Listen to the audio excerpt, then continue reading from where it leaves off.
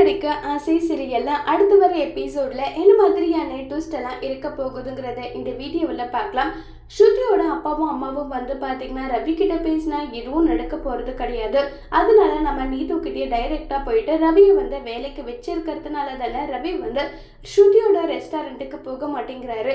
அதனால நம்ம நீது கிட்ட டைரக்டா பேசிடலாம்னு சொல்லி ரவி வேலை பார்க்குற ரெஸ்டாரண்ட்டுக்கு போகிறாங்க. ரவி வந்து உள்ள செஃப்ல வந்து வேலை பார்த்துட்டு இருக்காங்க. அப்போ நீட்டுவை பார்த்ததும் வாங்க உட்காருங்கன்னு சொல்லி பேசிட்டு இருக்காங்க. உங்ககிட்ட தாமா முக்கியமான விஷயமா பேச வந்திருக்கேன். ஆமாம், கல்யாண பையன்றது தெரிஞ்சோ எதுக்காக அவன்கிட்ட வந்து நீ இவ்வளோ க்ளோஸாக பேசி பழகிட்டு இருக்கேன்னு சொல்லி கேட்டதும் நீட்டுவுக்கு பயங்கர கோபம் வருது. அங்கிள் ஆன்டி என்ன பேசிட்டு இருக்கீங்க?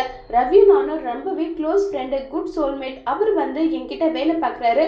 அதனால அவர்கிட்ட ஃப்ரெண்ட்லியாக நான் ஜோயெல்லாம் இருக்கேன். இதில் என்ன தப்பு இருக்குன்னு சொல்லிட்டு இருக்காங்க.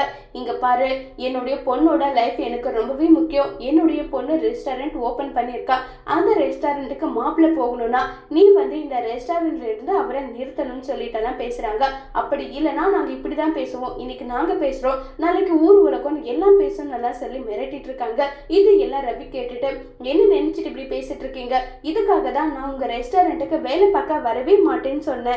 இதுக்கு மேல இங்க வந்து இந்த மாதிரி டிஸ்டர்ப் பண்ற வேலையை வச்சுக்காதீங்கன்னு சொல்லி ரொம்பவே கோவப்பட்டு பேசுறாங்க ரவி. அதோட இந்த பிரமாவை முடிச்சிருக்காங்க.